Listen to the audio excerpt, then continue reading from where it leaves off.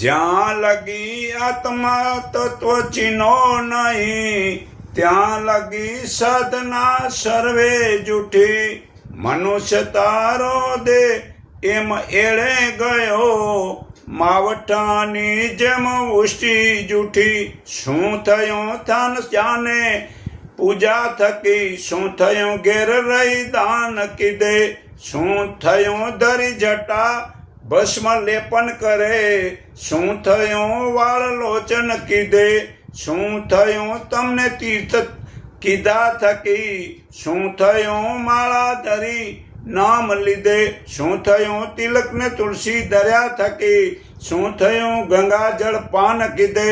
શું થયું વેદવાણી વ્યાકરણ વધે, શું થયું રાગ ને રંગ જાણે થકી. શું થયું ખટ દર્શન સેવ્યા થકી, શું થયું વર્ણના ભેદ જાણ્યા થકી.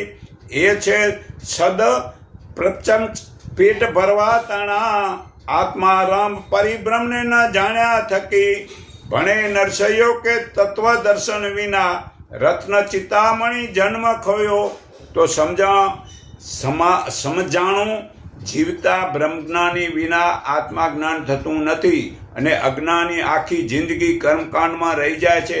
તો જે વાણી વડે જે બોલે છે તે વાણી જડ છે. તે વાણી પરાપછથી મધ્યને વેખરીની બહાર જવું છે. માને મૌન થવું છે, તે 52ની બારે જવું છે.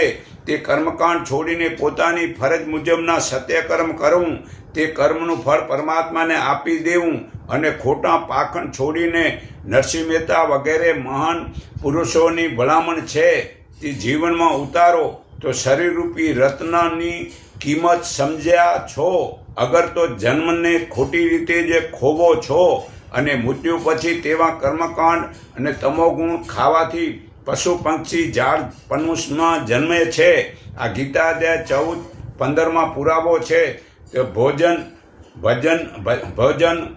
ભજન બોલવું નથી, માળા ફેરવી નથી, તીર્થમાં ફરવા જવું નથી, કોઈ દેવી દેવતાને પૂજા કરવી નથી, આ ભસ્મ લગાવવી નથી, વાલ રોચન કરવા નથી કે વધારવા નથી, કે તિલક કરવું નથી, કે ગંગાજળ પીવું કે પવિત્ર થવાનું નથી, ગંગામાં સ્નાનથી મુક્તિ મળતી નથી, વર્ણનો ભેદ ભાવ રાખે તેને જ્ઞાન સમજાણું નથી, અને જીવતા સદગુરુ વિના પરમાત્માના દર્શન કરાયા થતા નથી.